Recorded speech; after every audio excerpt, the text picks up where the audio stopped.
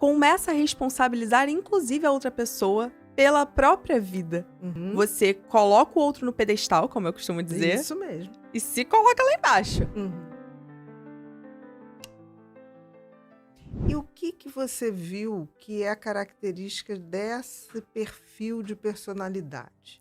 Do dependente. Do dependente Bom, emocional. O dependente emocional, ele é uma pessoa com uma autoestima extremamente baixa. Extremamente carente.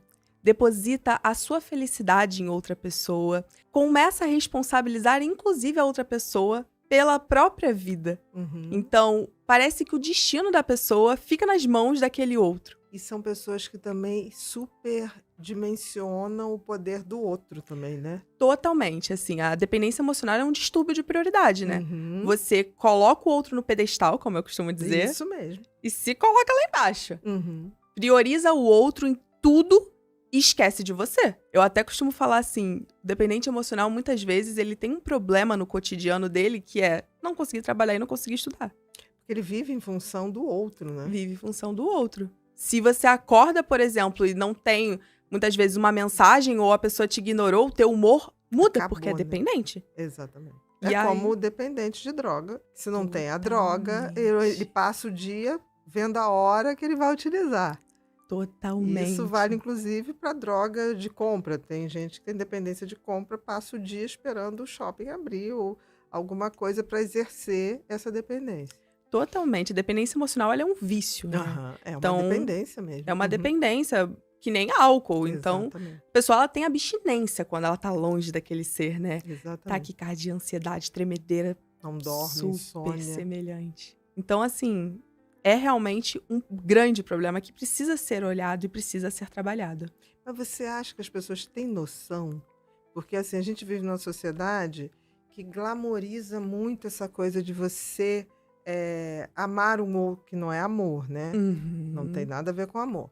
E valoriza muito essa indústria do amor romântico, né? Tipo assim, o casamento, como se aquilo ali determinasse a tua felicidade, né? Mostrar para os outros. Totalmente, assim. Eu costumo falar que a dependência emocional, ela tá embaixo do disfarce do amor romântico. Então, assim, desde pequeno, né, a gente é exposto a essas histórias onde o centro da sua felicidade é o outro, onde você só vai... É um evento que vai acontecer com o outro, né? É um evento, parece que a pessoa, ela não consegue encontrar a felicidade como um certo estado, mas sim como algo que ela conquista. E a relação tá ali. É muito normalizado. E eu costumo falar assim, implorar por amor não é algo normal. Não é algo. Certeza. Amor não dói, amor não machuca. Porque as pessoas confundem muito amor com paixão, amor com apego, com dependência. As músicas de amor são todas de dependência.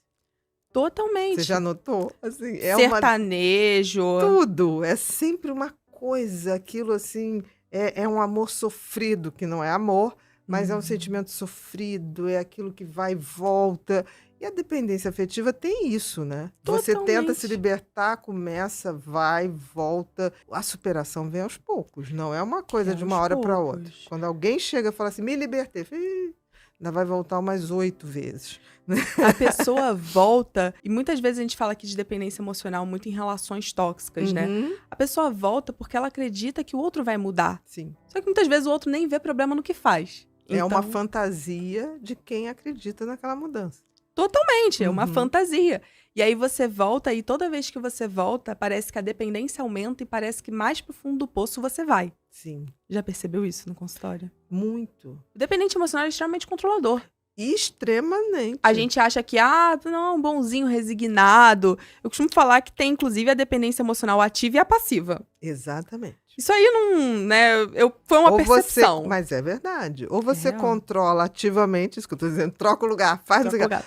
Ou você controla passivamente. Controla passivamente, né? Você abaixando também a cabeça pra tudo. Quer comparar os dois? Vê como é em conflito. O dependente emocional ativo, ele vai brigar com você. Ele vai. Mas quando ele perceber que você vai embora, ele vai ficar desesperado.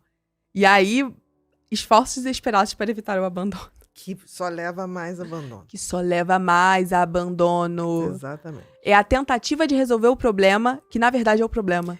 é a tentativa de matar a sede tomando água do mar salgada. Vai dar mais Exatamente. sede. É inacreditável. Você parece que quer prender a pessoa e quanto mais você tenta prender, mais ela vai embora, claro. Você falou uma coisa perfeita, né? Essa coisa quando a pessoa ela controla e ela fala ativa. Ativa. A dependência ativa. Aí a pessoa fala, discute, aí chega pro parceiro e fala assim: quer saber de uma coisa? Se você não tá gostando, vai embora. Né? Isso acontecia muito com paciente minha. Não, mas eu falei: vai, não tá gostando, vai. E eu falava assim: um dia ele vai. E você vai se despencar. Chega e conversa. Não faz isso. Você tá dando checkmate. E quem dá checkmate não tem volta. Sim, totalmente. Você não tem como jogar as peças do xadrez pra fora depois, que não vai reverter o jogo. E ela fazia, e ela faz assim, eu sei como eu trato ele, eu sei. Olha o controle. Eu sei. Menino, o dia que esse homem, tipo assim, quando ela falou, vai, esse homem já tinha uma malinha pronta no quarto de empregada. Ele pegou e foi. Você não imagina. Ela fez um escarcéu. Ela fez um escarcéu, ela tentou se jogar do prédio, teve que chamar bombeiro. Eu falei, a gente tem que ter cuidado com a mão. O jogo não é a comunicação que se tem que ter de uma relação afetiva. Até quem tem muita insegurança, assim, com o namorado, não, ele vai me trair, aí você tem aquele comportamento possessivo, controlador, ele vai me deixar. Gente, faz o inverso. Se alguém tivesse esse comportamento com você, você ia gostar? Claro que não. Você não ia ter vida. Você ia poder fazer as suas coisas. Então, assim, é sobre você entender que tudo é inseguro. A partir do momento em que o outro pode decidir ir embora, sabe? E a dependência emocional passiva é que é assim, a pessoa briga com você, não, você abaixa a cabeça, você vai abaixando a cabeça e você vai reforçando o comportamento do outro de brigar com você. E assim, Ana, a minha vida mudou quando eu comecei a estudar sobre estoicismo também. Que eu comecei a ler, então, A Brevidade da Vida é um livro espetacular. E eu falei, a forma que o estoicismo aborda sobre a questão do controle, a questão do incontrolável é espetacular. Verdade. E a minha vida mudou ali. Eu falei, ok. Nada. E o estoicismo também diz uma coisa, que enquanto você é dependente dos seus desejos, ferrou. Você nunca será livre nem feliz. Não vai ser livre Você pode ter nem momentos feliz. de alegria, você pode ter momentos de paixão, mas esquece. Não tem. Né? Porque o desejo para o estoicismo é a escravidão. Sim. Ele traz uma escravidão. E aí, assim, eu comecei a dividir a minha vida em duas dimensões. Controlável e incontrolável. Eu falo isso pra todo mundo. Que é, o controlável são as minhas ações.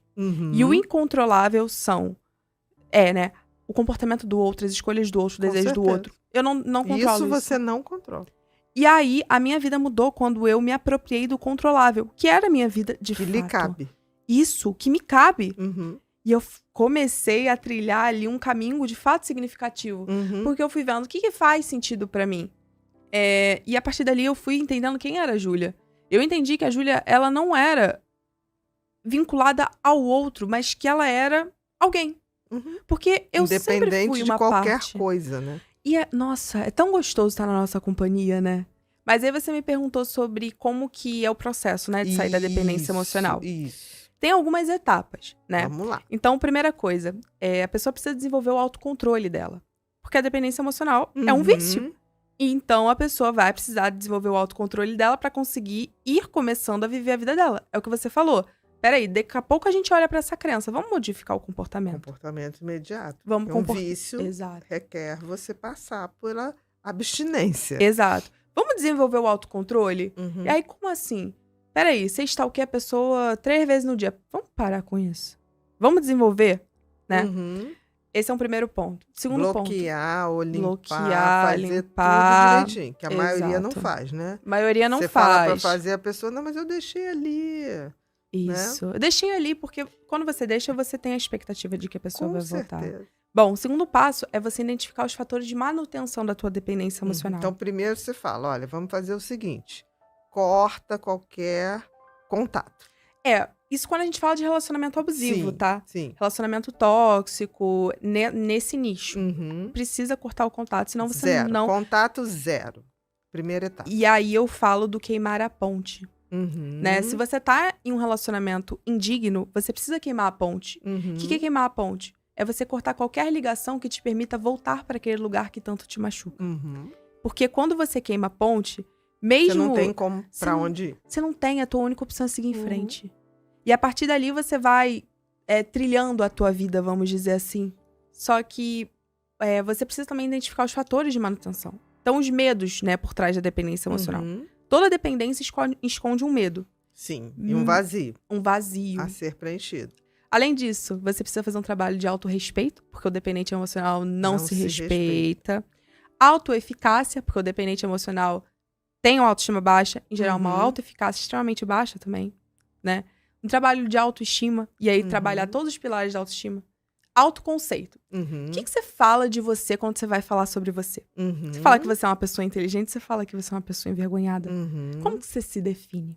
Pelos caracteres positivos ou negativos, né? E você pode ver autoconceito de uma pessoa fazendo literalmente essa pergunta. Exatamente. Tem gente que vai falar muito bem de si, aí você já, né? Tem gente que vai ir ali pelo meio do caminho, tem gente que vai falar só depreciação de si. Então olha como você consegue conhecer as pessoas, né? Autoconceito. Autoconceito. Autoeficácia. É a minha capacidade de resolver problemas, o quanto eu me sinto capaz, Pra né, isso. para resolver questões da minha vida, né? Tá muito relacionado com as crenças de capacidade, enfim. Autorreforço. O quanto eu consigo me dar os créditos por isso, né? Então, pelo que eu faço. Por exemplo, fui na academia. Consigo me dar os créditos por isso? Autoimagem é a forma como você se vê, né? Se vê e se percebe, Se né? vê e se percebe. Eu gosto muito de trocar autoimagem por autopercepção. Autopercepção. Porque senão a autoimagem fica muito... As pessoas levam muito para aparência. Muito interessante. Só, né? E a percepção é uma... É diferente. É um pouquinho mais... É uma camada um pouquinho mais profunda. E você vê isso, a maioria das pessoas que deve te mandar mensagem ou pedir algum tipo de orientação, elas estão fora do autocontrole total.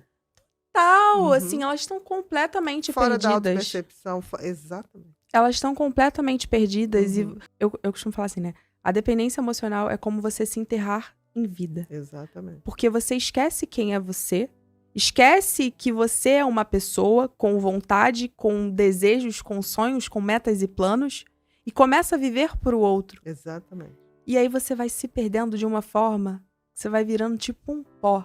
Não é nem resgatar quem você foi, porque às vezes você não tem nem porto para onde voltar. Você não tem. Você tem que construir um porto novo de chegada. E é difícil, viu, muito Ana? Difícil, muito E eu difícil. costumo, você precisa, por exemplo, se você tá nesse estado, cara, você precisa ir construindo primeiro uma rede de apoio. Um dependente emocional, às vezes, ele não tem essa rede de apoio. É verdade. Porque abandonou todas as amizades. Então, é sobre você ir percebendo, né? Esse caminho, né? E o que você tá trilhando, o que você tá passando, por onde você tá andando. E também ir se conhecendo. Ir trabalhando esses pontos. Então, autocontrole, o que existe por trás dessa dependência emocional. Como ela tá funcionando, entendeu? O modo de funcionamento, né? Então, às vezes, treinar resolução de problemas. Muitas vezes. Né? Sim. Até para dizer não, né? Até para dizer não. Que é tão difícil. Então, assim, são vários caminhos que a gente vai trilhando. Eu costumo falar que é tipo um baita de um processo, né? Com certeza. Não é um é processo sair. longo. É um processo longo. Então tem gente que fala assim, eu me curei em 3 meses. Não, você se auto-percebeu. O caminho é longo. A estrada é longa e cheia de altos e baixos.